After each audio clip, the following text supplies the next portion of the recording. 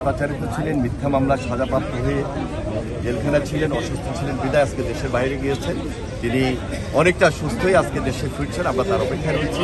দেশে একটা স্বাভাবিক রাজনৈতিক পরিবেশ থাকবে, গণতন্ত্রের বীজ শক্তিশালী হবে, আমরা তার হাতকে শক্তিশালী করব।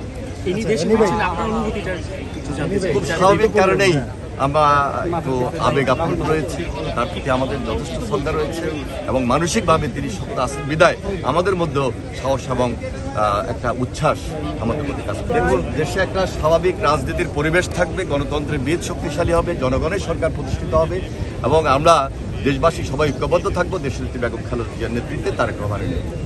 আমি আগেই বলেছি, দেশনেত্রী বেগম খালেদা জিয়া গত 17 বছর নির্যাতিত ছিলেন, অত্যাচারিত ছিলেন, মিথ্যা মামলার সাজাপ্রাপ্ত হয়ে গ্রেপ্তার ছিলেন। তিনি অসুস্থ অবস্থায় দেশের বাইরে গিয়েছেন, চিকিৎসা নিয়ে আজকে দেশে আসছেন। আমরা তার অপেক্ষায় রয়েছি। দেশে একটা স্বাভাবিক রাজনৈতিক পরিবেশ আছে এবং এই গণতন্ত্রের বীজ শক্তিশালী হবে, জনগণের সরকার প্রতিষ্ঠিত হবে। সেই প্রত্যাশায় আমরা দেশনেত্রী বেগম খালেদা জিয়ার হাতকে শক্তিশালী করতে চাই এবং তার নেতৃত্বে বিএনপি, দেশের মানুষ আমরা ঐক্যবদ্ধ।